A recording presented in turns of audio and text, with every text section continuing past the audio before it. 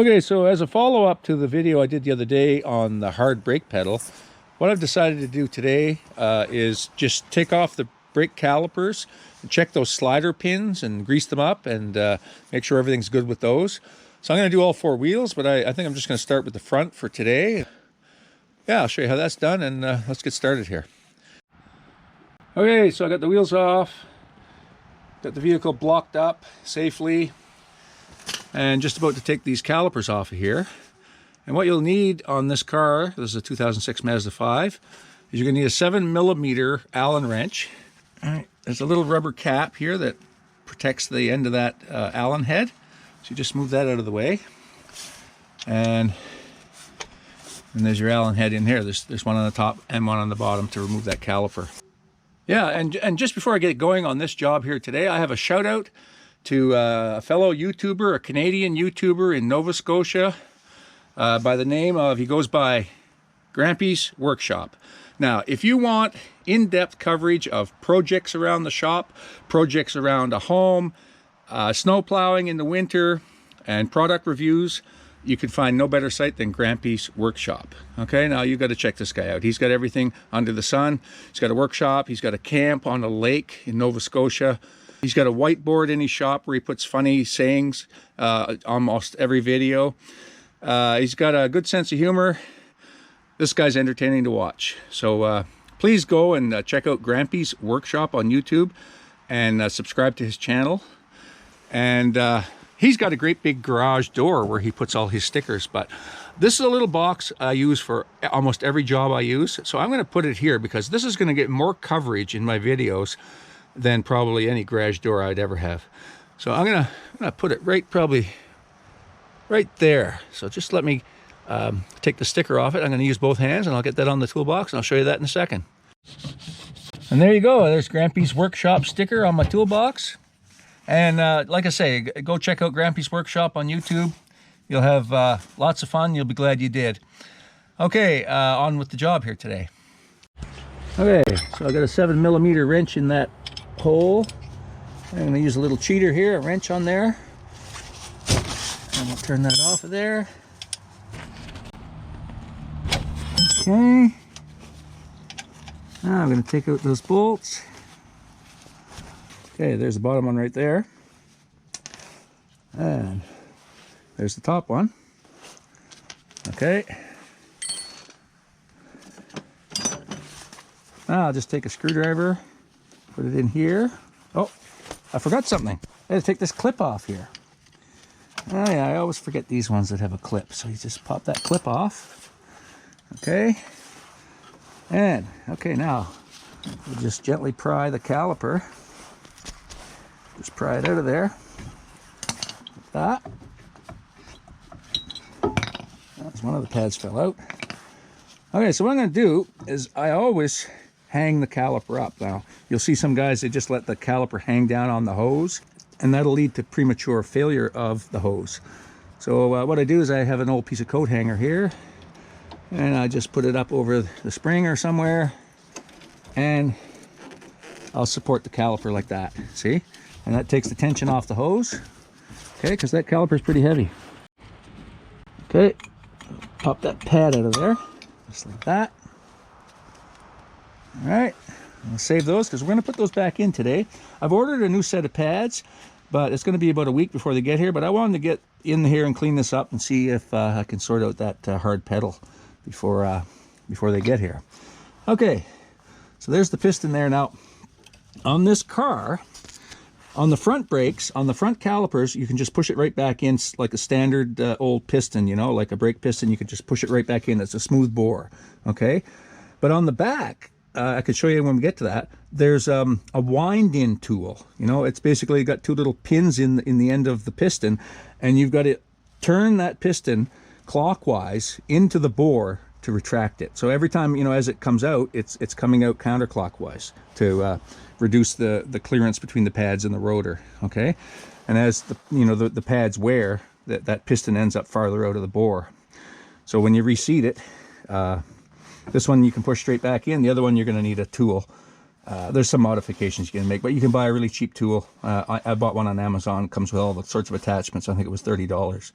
Okay, so what I usually like to do here is I take some soap and water and an old toothbrush, and I'll clean any of the grit and mud out of this, the wrinkles or the ribs in this boot, because if you push it down in there with all that grit in there, there's a very good chance it's going to puncture the boot and cause a leak. So just let me get some soap and water and we'll get that cleaned up. We'll push that back in. An old toothbrush. Just go in there and give that a scrub. Get all that mud and nasty stuff off of there. Take your time, get it good and clean. Okay, it's a lot cleaner now. So we're going to put a stiff back across here. The old brake pad will work. And we're going to push that piston back in the bore. Now, you'd normally do that if you were putting brand new pads in, because you're going to need all that clearance because the new pads are going to be thicker. And today I'm just going to reuse the old pads until my new ones come in. But I want to see if that piston is cycling. I want to see if it's going back smooth, and you know, if it's going to come ahead once I apply pressure to the brake once it's assembled, because sometimes these pistons will stick in the bore and that can cause all kinds of trouble. Okay, so I'm going to show you a little tip here before we push back those calipers that'll help save a mess. Okay, so if your brake reservoir is quite full and you know that you're going to push back those calipers and they're going to displace fluid back up into the reservoir, that's what happens.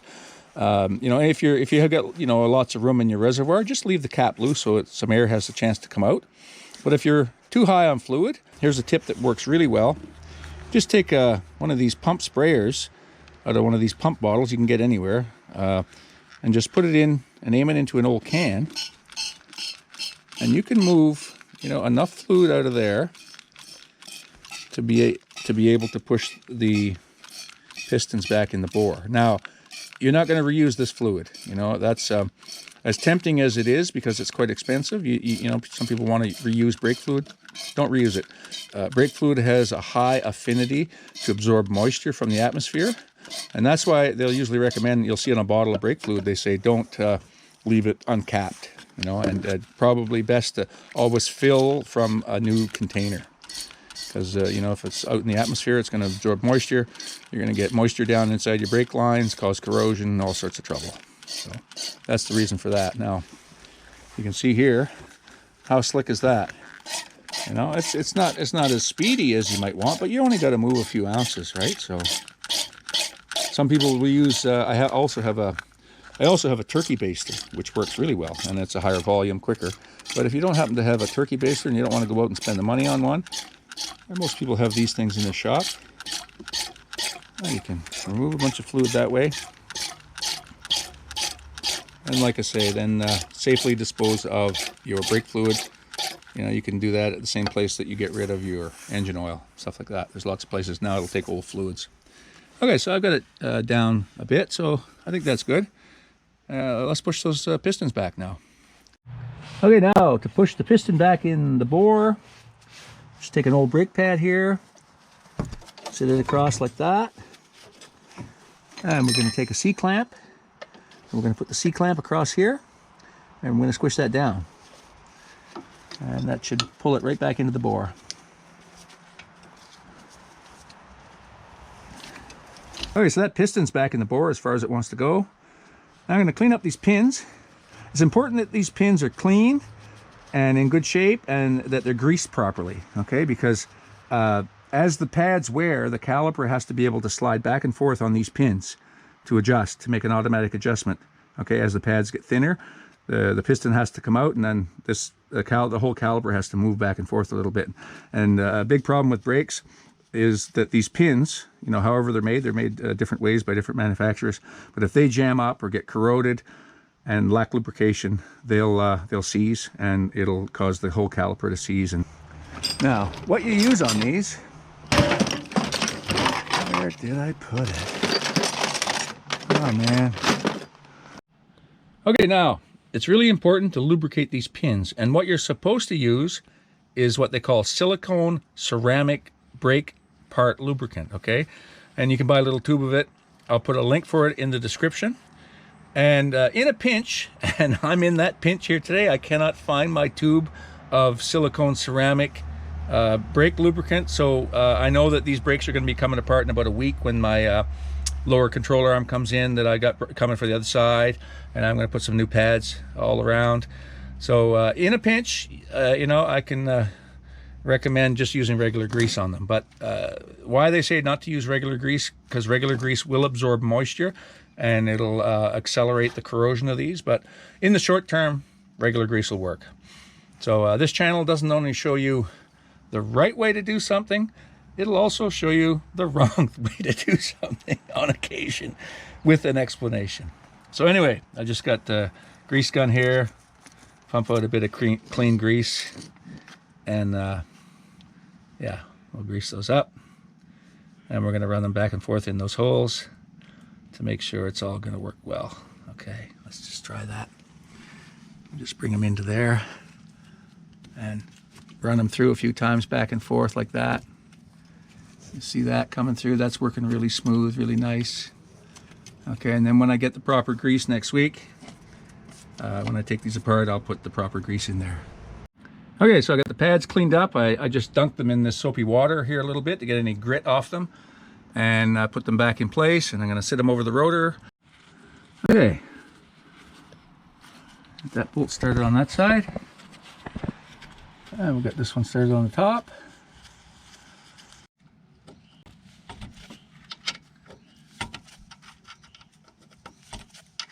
And we'll snug those down, and now you got to remember we pushed that piston back in there, and you know, we displaced fluid back up into the reservoir, and these are the old pads. You know, there's still quite a bit on them, but you got to remember when you first initiate the brakes, there's going to be a lag. You know, they're going to have to catch up. The piston's going to have to come out and make those pads touch the rotor, you know, before it engages. And that's the same way with brand new pads too. There's always a little bit of a lag till it catches up that first time, and this will be just a little bit more of a lag because they're old pads.